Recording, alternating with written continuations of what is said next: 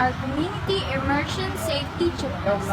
The purpose of this checklist is to ensure the safety of all participants before, during, and after our community service activity. By following these steps, we can focus on helping our community while avoiding unnecessary risks.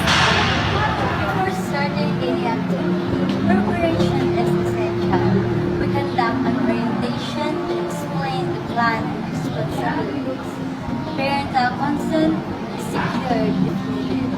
We coordinate with the barangay officials, prepare the first aid kit, assign a team leader, and keep all a list of emergency contact numbers ready. This will ensure that we are fully prepared for any situation. During the immersion, safety remains our top priority.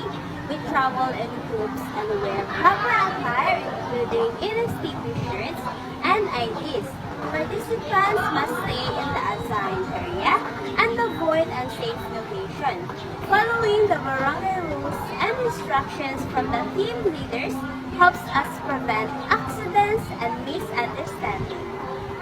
After the activity, we do a head count to ensure everyone is accounted for.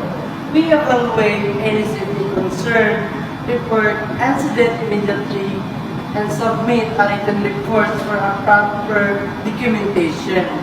This step helps improve safety and future activities. In conclusion, safety is everyone's responsibility. By following this checklist before, during, and after the activity, we can ensure a safe and productive community immersion experience. Remember, prepare, stay alert, and report. Thank you for listening, and let's always prioritize safety in every activity we do.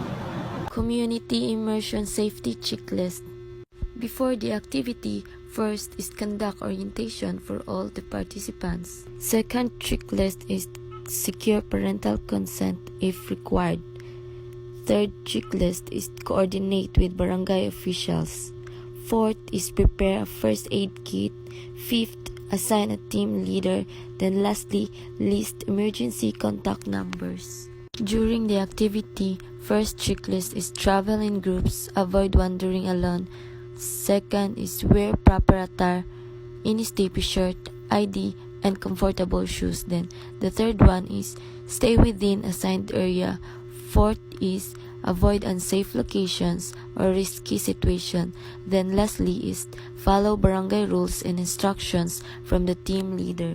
After the activity, the first checklist is conduct a head count before leaving. The second checklist is evaluate any safety concerns encountered. The third one is report any incidents immediately. Then lastly is submit a written report for documentation.